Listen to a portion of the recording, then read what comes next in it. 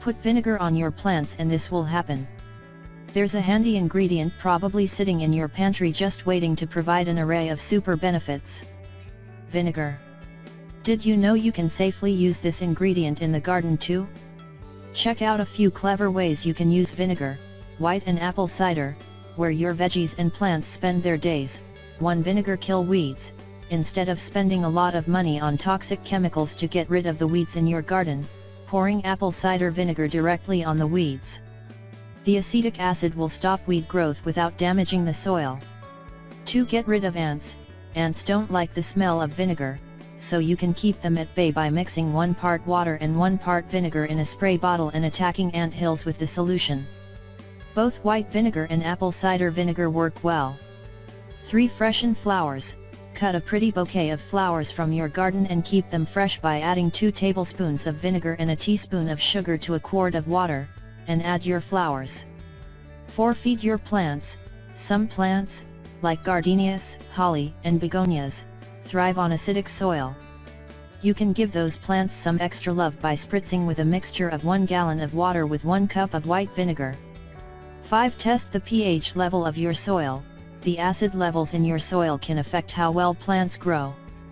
You can run a simple test on your dirt by placing a bit of the soil in a container and then add 1/2 cup vinegar. If the vinegar begins to fizzle and bubble, the soil is too alkaline. Add sulfur or peat moss to even out the soil's acidity. 6. Remove allergens from your hands. If you've been digging in the dirt with your bare hands, make sure to rinse your hands with white distilled vinegar. The vinegar will remove allergens and other debris so you don't start itching. 7. Keep common pets out of your garden. Animals that love to get in your garden, like raccoons, rabbits, moles, rodents, and deer also happen to hate the smell of vinegar, so it will keep them out naturally without causing them harm. All you have to do is soak a few rags in your apple cider vinegar and place them strategically throughout your garden. Re-soak them once a week to ensure they retain their maximum effectiveness. And 8. Clean pots. Mix 1 part water, 1 part white distilled vinegar. Soak glazed, clay or plastic pots in the solution for at least an hour to remove stains and mineral deposits. Have you ever used vinegar in your yard? Please share your experience in the comments below.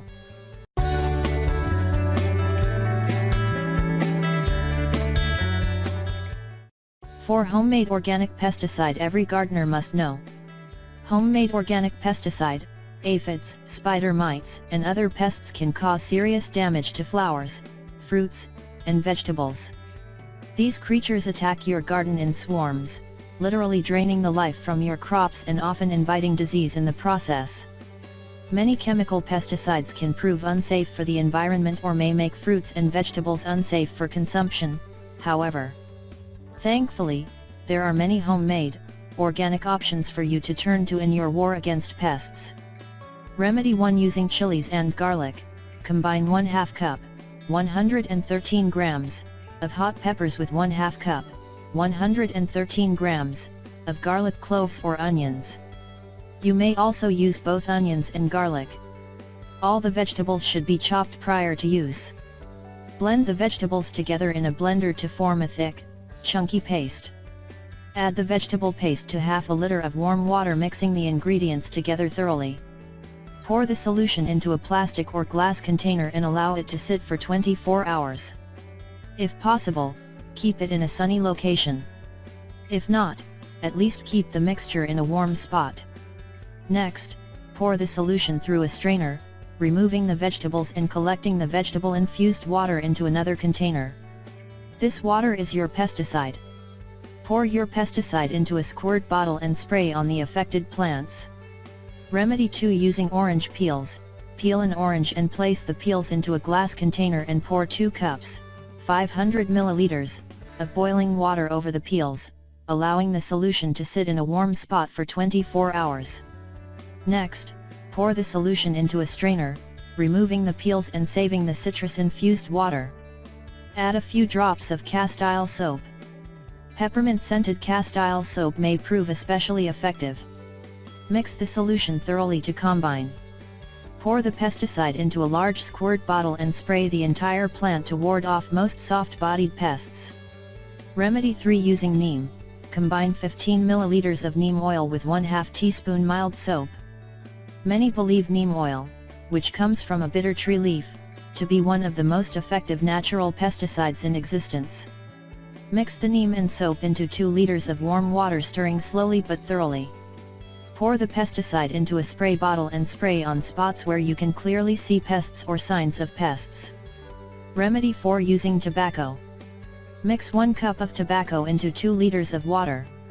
Sit the mixture out in the sun or in warm location, allowing it to rest for 24 hours.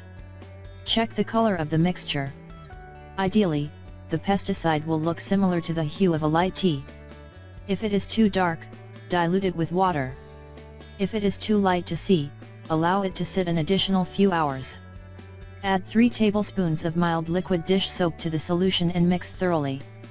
Pour the mixture into a large squirt bottle. Shake the solution inside the bottle once more to combine it further and spray on affected plants.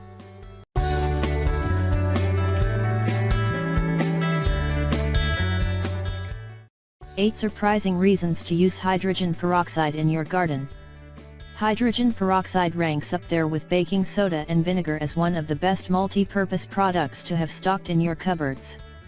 Typically used to sanitize injuries, hydrogen peroxide can also be used somewhere quite unexpected, the garden. While not strictly an organic solution, hydrogen peroxide is safe for use in any type of garden including vegetables, plus it's easy on the budget. Here are 8 benefits of using hydrogen peroxide in your garden. 1. Peroxide helps seeds grow faster. You can speed up the growth of seeds by soaking them in a weak solution of water, and peroxide for a few minutes before rinsing and planting. 2. Peroxide works as a rooting agent. The key to a strong, healthy plant is a good base, the roots. Give your roots a boost by dosing them with a little bit of peroxide. This can also help revive limp leaves. Spray a peroxide/water solution into the soil around the plant. 3. Peroxide keeps bugs away. Skip expensive chemicals at the store and spritz your plants with 1% hydrogen peroxide to keep bugs at bay. 4. Peroxide can prevent infections on cut plants and trees. Treat infections on plant leaves or roots with a spray of water and peroxide to disinfect the area and prevent the disease from spreading. You'll want to douse the area with a lot of the water/peroxide solution for the best results. 5. Peroxide helps aerate the soil.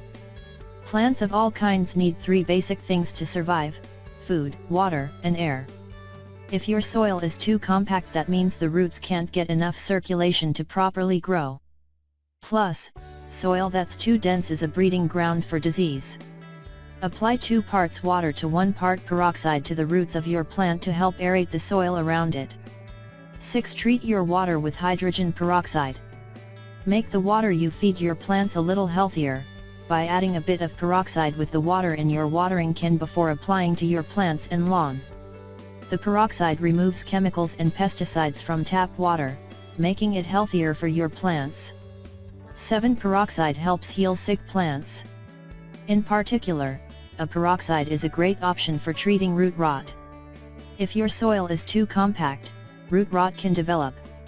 Use 3% hydrogen peroxide mixed with water, 1 part peroxide to 2 parts water, and pour it over the infected roots of your plant. And 8. Use peroxide to disinfect garden tools. Stop the spread of disease in your plants and garden by sanitizing your tools. This is especially true after finding and treating a fungus. Just soak your tools in 1 gallon of water and 2 cups of peroxide. Have you ever used hydrogen peroxide in your garden? Let us know in the comments below.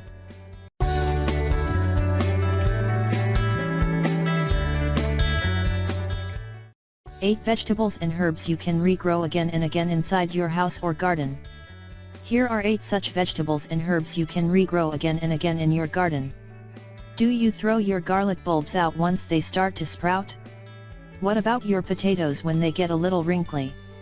How about ginger root that sits out on the counter too long? Well, you could be getting a lot more value out of your produce than you may realize. Many popular edibles can be regrown from the scraps you are likely throwing out.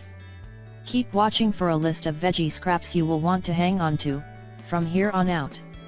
1. Basil. Basil is a breeze to propagate.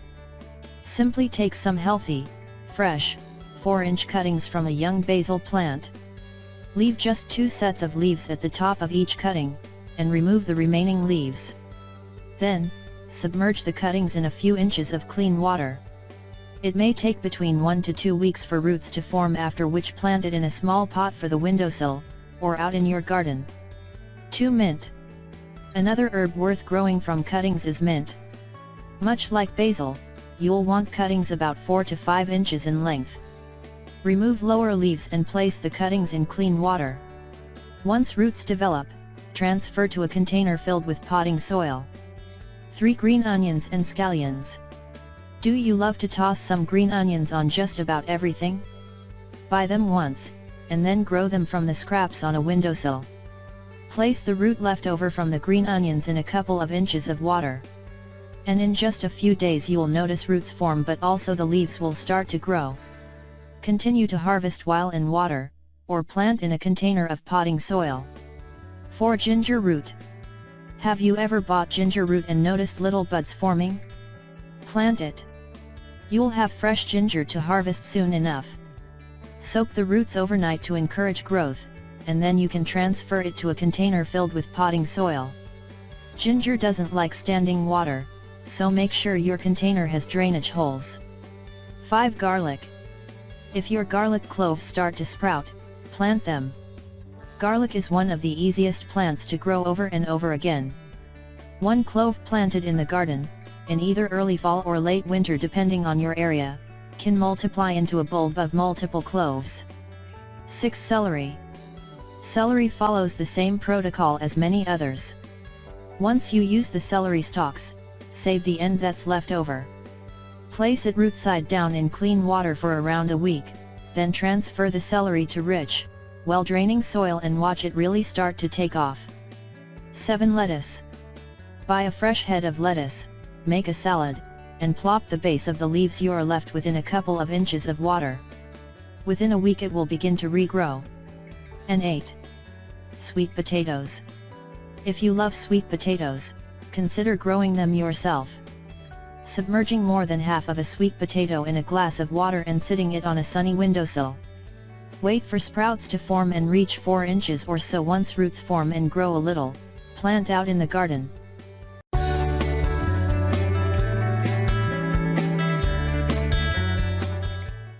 Nine of the fastest growing veggies you can harvest in no time. Not all vegetables take from fall to mature. If you're getting a late start on your home garden or live in a region with a short growing season, fear not. There are many healthy, delicious vegetables that are quick to harvest. Here are the 9 fastest growing vegetables to get your garden jump started. 1. Garden cress. 14 days. Ready to harvest in as little as 2 weeks, garden cress can be planted in early spring as soon as the soil can be worked. Also a garden space saver, a small, 1 or 2 feet square, patch of cress will supply you with an abundance of this tangy herb. 2. Radishes. 21 days. A cool season crop, spring radishes grow best in 50 degrees Fahrenheit to 65 degrees Fahrenheit weather.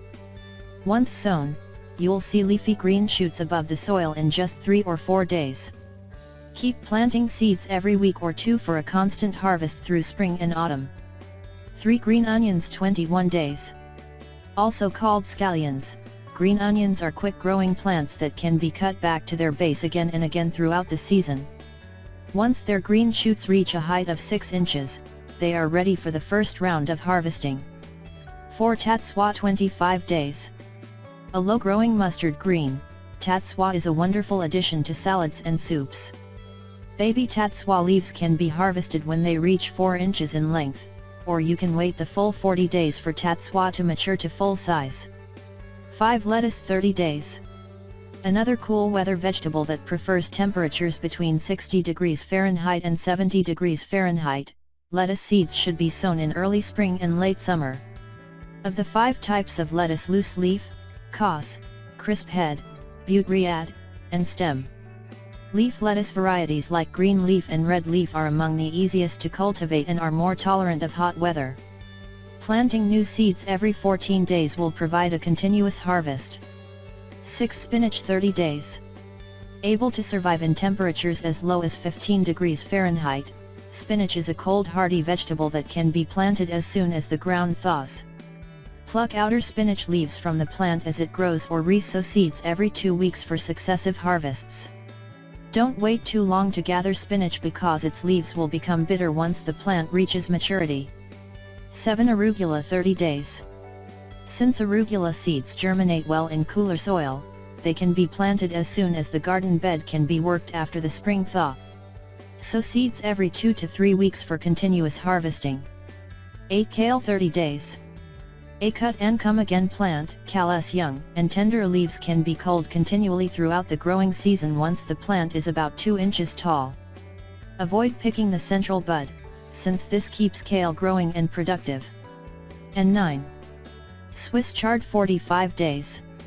A member of the beet family, Swiss chard can be harvested throughout the season by cutting off the outer leaves when they are about 3 inches long and are still young and tender. In addition to using the fresh leaves in salads, you can cut Swiss chard stems from the leaf and cook them like you would asparagus.